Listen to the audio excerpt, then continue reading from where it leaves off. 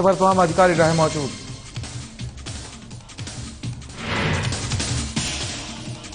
पूर्व सरकार के फैसलों को बदल रही वर्तमान सरकार, बीजेपी ने सादा कांग्रेस पर निशाना बदले हुए फैसलों पर फिर किया जाए विचार।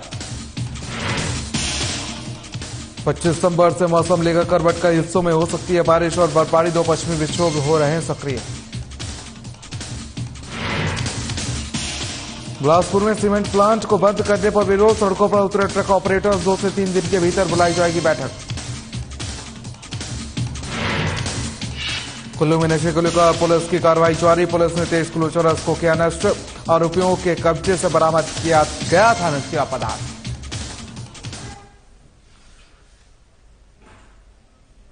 नमस्कार, हिमाचल की खबरों में आप सभी का स्वागत है और मैं हूं आपके साथ प्रियदीक्ष। चलिए खबरों की शुरुआत करेंगे। दून विधानसभा क्षेत्र के तहत विधायक राम कुमार चौधरी ने जब से विधायक बने हैं तब से ही वह एक्शन मोड में नजर आ रहे हैं और वहीं आपको बता दें कि 21 दिसंबर की सुबह राम कुमार चौधरी ने बद्दी के सिविल अस्पताल का निरीक्षण किया है और इस दौरान वहां पर चल रही स्वास्थ्य सुविधाओं को लेकर सिविल अस्पताल का जायजा लिया और पिछले 5 साल से बन रही बिल्डिंग का भी पीडब्ल्यूडी के अधिकारियों और ठेकेदारों के साथ जायजा लिया है और राम कुमार चौधरी ने अधिकारी और ठेकेदार को 4 महीने के भीतर बिल्डिंग के निर्माण कार्य को पूरा करने के सख्त निर्देश दिए हैं। साथ ही उन्होंने कहा कि बद्दी में जल्द ट्रॉमा सेंटर का भी निर्माण करवाया जाएगा। ये हॉस्पिटल जब पिछली हमारी सरकार थी, मैं विधायक था, उस समय हमने 2017 में इसका स्टोन ले किया था, लेकिन बदकिस्मती से जो विधायक बने उन्होंने कभी यहाँ आने की चेष्टा नहीं की। तो अभी मेरी ओथ होनी है। पिछले कल हमने नालागढ़ में सभी अधिकारियों की मीटिंग ली, सभी स्कीमों को और सभी जो प्रोजेक्ट चले हुए हैं पिछले 5 वर्ष से उनका रिव्यू किया। तो आज उसके चलते मैंने इसका विजिट रखा था कि कितना काम पेंडिंग है और ठेकेदार को 4 महीने का वक्त हमने दिया है कि इसको 4 महीने में कंप्लीट करेंगे। और जो कमियां थी, जो अल्ट्रेशन होनी थी, वो जैसे हमारे यहाँ के एमएस हैं उन्होंने बताया, तो वो करके देंगे।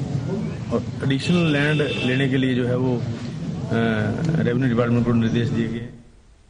तो वहीं कांग्रेस सरकार पूर्व की बीजेपी सरकार के चुनाव के कुछ महीने पहले लिए हुए फैसलों को लगातार रिव्यू कर रही है और अब सरकार ने पूर्व की जयराम ठाकुर सरकार की तरफ से बनाए गए बिजली बोर्ड के नए डिवीजन को भी डी नोटिफाई किया है। और आपको बता दें कि वहीं सरकार के इन तमाम निर्णयों के खिलाफ बीजेपी मुखर हो गई और विपक्ष ने सरकार को इन निर्णयों पर फिर से विचार करने के लिए कहा है और चेतावनी दी है कि अगर ऐसा नहीं होता है तो बीजेपी सड़क से लेकर सदन तक इसका विरोध प्रदर्शन करेगी। और इस पर बीजेपी के मुख्य प्रवक्ता और विधायक रणदीप शर्मा ने शिमला में कहा कि कांग्रेस की नई नवेली सरकार ने 10 दिन में एक ही निर्णय जनहित में नहीं लिया है।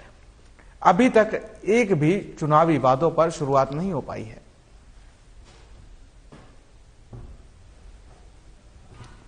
भारतीय जनता पार्टी का आरोप है कि हिमाचल प्रदेश की नई नवेली कांग्रेस सरकार प्रदेश की जनता की समस्याओं को समाधान करने की बजाय ऐसे निर्णय ले रही है जिससे प्रदेश की जनता परेशान हो रही है। 10 दिन के लगभग का समय सरकार को बने हो गया, कोई एक निर्णय भी अभी तक जनहित में नहीं लिया गया और जन विरोधी निर्णय लेने सरकार ने शुरू कर। तो हिमाचल में कई हिस्सों में इस बार व्हाइट क्रिसमस देखने को मिल सकता है। जानकारी के मुताबिक हिमाचल प्रदेश में 2 पश्चिमी विक्षोभ सक्रिय हो रहे हैं और पहला पश्चिमी विक्षोभ 25 दिसंबर से 27 दिसंबर तक, जबकि दूसरा पश्चिमी विक्षोभ 28 से 31 दिसंबर तक सक्रिय होगा। और ऐसे में मौसम विभाग ने 25 दिसंबर को कुछ स्थानों पर बारिश और बर्फबारी की संभावना जताई है। और इस दौरान आपको बता दें कि किन्नौर, लाहौल स्पीति, चंबा, कुल्लू की ऊंचाई वाले क्षेत्रों में बर्फबारी हो सकती है। और हालांकि यह पश्चिमी विक्षोभ उतना ज्यादा प्रभावी नहीं होगा, लेकिन 28 दिसंबर से सक्रिय होने वाले पश्चिमी विक्षोभ काफी प्रभावशाली रहेगा और इस दौरान शिमला, मंडी, कुल्लू, चंबा के अधिकतर हिस्सों में बर्फबारी होने की संभावना है। आसपास शिमला में तो संभावना कम है, लेकिन ऊपर का जो एरिया जैसे लाहौल स्पीति, शिमला का भी अपर एरिया मैं कह सकता हूँ कि 25-26 के आसपास से 25 रात में संभावना है कि वहाँ पे हल्का स्नोफॉल। प्रॉपर शिमला में संभावना बहुत कम है, बादल आ सकते हैं उस दिन। और अभी 3 से 4 दिन ठीक है, मौसम साफ रहेगा। टेम्परेचर कम है, काफ़ी ड्राई एयर चल रही है काफ़ी। टेम्परेचर जो है सबसे कम कुमसेरी में है लाहौल स्पीति में -7.9, और उसके बाद केलोंग में है। जहाँ तक कोल्ड वेव कंडीशंस की बात है, जो प्लेन्स के साथ लगते जिले हैं जिसमें बिलासपुर, ऊना, हमीरपुर, इन इलाकों में कुछ कोल्ड वेव कंडीशन भी चली, ठंडी हवाएं। बाकी बाई एंड लार्ज जो है मौसम अगले 3 से 4 दिन ठीक है। चलिए खबरों में आगे बढ़ेंगे। शिमला के राज्य संग्रहालय में कला के अद्भुत नमूने देखने को मिल रहे हैं और ब्रिटिश काल में बनी ऐतिहासिक इमारतें तो कहीं प्रकृति का सुंदर नजारा देखने वालों को अपनी ओर आकर्षित कर रहा है। किसी चित्रकार के चारकोल के चित्र को तो किसी ने पौराणिक परंपरा को कैनवस पर अपने रंगों के माध्यम से बहुत ही सुंदर ढंग से दर्शाया है। बता दें कि 31 जनवरी 2023 तक चलने वाले इस चित्रकला प्रदर्शनी का उद्घाटन भाषा और संस्कृति विभाग के सचिव राकेश कंवर की तरफ से किया गया है और इस प्रदर्शनी में 64 कलाकारों ने अपने चित्रों को प्रदर्शित किया है। और इस दौरान उत्तराखंड से आई कलाकार शिवानी ने कहा कि उनकी तरफ से भी यह चारकोल से निर्मित बालक के चित्र को यहां प्रदर्शित किया गया है। उन्होंने प्रदर्शनी के आयोजन को एक बेहतरीन मंच बताते हुए कहा कि इस प्रकार के आयोजनों से कलाकारों को आगे बढ़ने का मौका मिलता है। राज्य संग्रहालय द्वारा 1978 से शुरू की गई है और कोविड काल को छोड़ के ये लगातार हर वर्ष की जाती है। और इस वर्ष भी 125 आर्टिस्टों ने अपने यहाँ पर वर्क्स भेजे थे और जिसमें 64 आर्टिस्ट के जो वर्क्स वो सिलेक्ट हुए। और इस एग्जीबिशन का जो करने का मुख्य जो उद्देश्य रहता है वो ये रहता है कि हिमाचल के जो हमारे यहाँ पर स्टूडेंट्स है या हिमाचल के आर्टिस्ट है उनको एक राष्ट्रीय स्तर का प्लेटफॉर्म उपलब्ध करवाना। आज मेरे आर्टवर्क की कैटेगरी ड्राइंग की तो मोस्टली मैं करती हूँ चारकोल और ग्रेफाइट मीडियम में काम करती हूँ। ये जो वर्क है ये कंप्लीट चारकोल वर्क है और जो इसका टाइटल मैंने रखा हुआ है द विलेज चाइल्ड। जो इसमें मैंने जो दिखाने की कोशिश की है वो एक बस मोमेंट दिखाने की कोशिश की है जिसमें एक बच्चा बहुत क्यूरियोसिटी के साथ बाहर देख रहा है, आते जाते लोगों को देख रहा है, उन्हें बातें करते हुए देख रहा है। जो बच्चे की क्यूरियोसिटी दिखाने की दिखाया है तो वो एक मोमेंट मैंने इसमें कैप्चर करना चाहा है। इस तरह की एग्जीबिशन होनी चाहिए, यहाँ पे क्या कहना चाहिए? बिल्कुल इस तरह की एग्जीबिशन बिल्कुल। चलिए खबरों में आगे बढ़ेंगे। बिलासपुर के बरमाड़ा स्थित सीमेंट प्लांट को कंपनी प्रबंधन की तरफ से आपको बता दें बंद करने के विरोध में जहां ट्रक ऑपरेटर्स सड़कों पर उतर आए हैं तो वहीं जिला प्रशासन भी कंपनी प्रबंध और ट्रक ऑपरेटर्स के साथ बैठक कर इस गुत्थी को सुलझाने में जुटे हुए हैं। आपको बता दें 15 दिसंबर को प्लांट बंद करने के फरमान के बाद आज छठे दिन उपायुक्त बिलासपुर पंकज राय की अध्यक्षता में कंपनी प्रबंधन और BDTS पदाधिकारियों के साथ दूसरी बैठक आयोजित की गई जो एक बार फिर बेनतीजा रही है। वहीं करीब 2 घंटे चली इस बैठक में BDTS पदाधिकारियों की तरफ से बिना किसी शर्त के प्लांट खोलने, पंजाब की तर्ज पर माल ढुलाई भाड़ा रेट तय करने और मार्च महीने के बाद से रेट रिव्यू करने की मांग रखी गई थी। इसके बाद TC पंकज राय ने कंपनी प्रबंधन के साथ बैठक की मगर अंत में बैठक का कोई नतीजा नहीं निकल पाया। वहीं अब अगले 2 से 3 दिनों के भीतर उपायुक्त पंकज राय की अध्यक्षता में फिर से बैठक बुलाई जाएगी। आज DC साहब के साथ हमारी बैठक हुई जिसमें ACC के लोग भी आए थे, ACC प्रबंधन के और हमारे 21 मेंबर थे।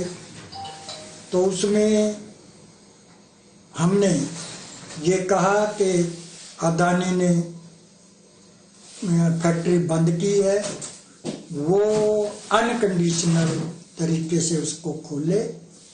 और रेट का जहां तक सवाल है तो वो जब हमें पंजाब का वॉल्यूम मिलेगा कितना ही उसमें बढ़ोतरी करते हैं। तो वहीं जिला कुल्लू के ज्वरण भट्टी में कुल्लू पुलिस की टीम ने आज विभिन्न मामलों में बरामद की गई 23 किलो चरस को जलाकर नष्ट कर दिया है और यह चरस जिला कुल्लू के मनाली और पतली कूहल थाने में आरोपियों से बरामद की गई है। और आपको बता दें कि यह मामले अदालत में पेश किए गए थे, जिस पर district level narcotics destroy committee के अनुशंसा के बाद चरस को नष्ट कर दिया गया है। इस मामले पर वरिष्ठ पुलिस अधीक्षक कुल्लू गुरुदेव शर्मा ने बताया कि नशा तस्करी के मामले पर कुल्लू पुलिस की टीम लगातार कार्रवाई कर रही है और वहीं नशा तस्करों से गिरफ्तार नशीले पदार्थों को भी अदालत से अनुमति मिलने के बाद जलाकर नष्ट कर दिया जा रहा है, ताकि नशा तस्करी के कारोबार को जिले से खत्म किया जा सके।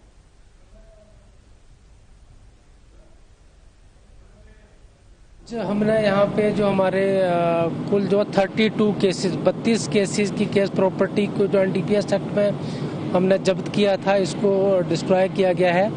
और इसमें से जो हमारे 17 केस है वो मनाली पुलिस स्टेशन के हैं और 15 केसेस जो है वो पतलीकुल पुलिस स्टेशन के हैं। तो टोटल 32 केसेस में की ये केस प्रॉपर्टीज का वेट है 23 किलो और 260 ग्राम चरस। इसको आज यहाँ पे तो राजकीय महाविद्यालय कफोटा में 7 दिवसीय एनएसएस शिविर का शुभारंभ हुआ। वहीं आपको बताते कि एनएसएस कार्यक्रम अधिकारी प्रोफेसर दिनेश शर्मा की देखरेख में शिविर 7 दिन चलेगा और आपको बता दें कि शिविर में 8 छात्र और 22 छात्राएं हिस्सा ले रही हैं। तो वहीं आपको बता दें कि कार्यक्रम का शुभारंभ में मुख्य अतिथि के रूप में महाविद्यालय के प्राचार्य ने शिरकत की है। राजकीय महाविद्यालय कफोटा की एनएसएस की वॉलंटियर हूँ। आज हमारे महाविद्यालय में 7 दिवसीय कैंप आरंभ हुआ है। आज हमने अपने महाविद्यालय के परिसर की सफाई की है और अब हम आगे का कार्य शुरू करना चाहते हैं।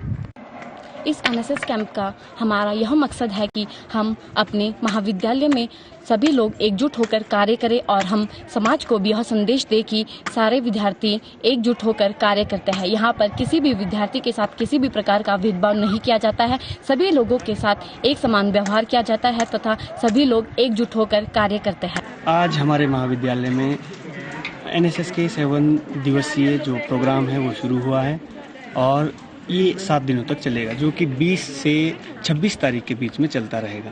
इसमें जो बच्चे हैं, बच्चों की अलग अलग भागीदारी रहेगी, जिसमें कि सांस्कृतिक प्रोग्राम है, एकेडमिक सेशंस वगैरह हैं या स्पोर्ट्स एक्टिविटीज़ है, सभी तरीके की इसमें। और इस बुलेटिन में फिलहाल के लिए इतना ही। मुझे दीजिए इजाजत। नमस्कार।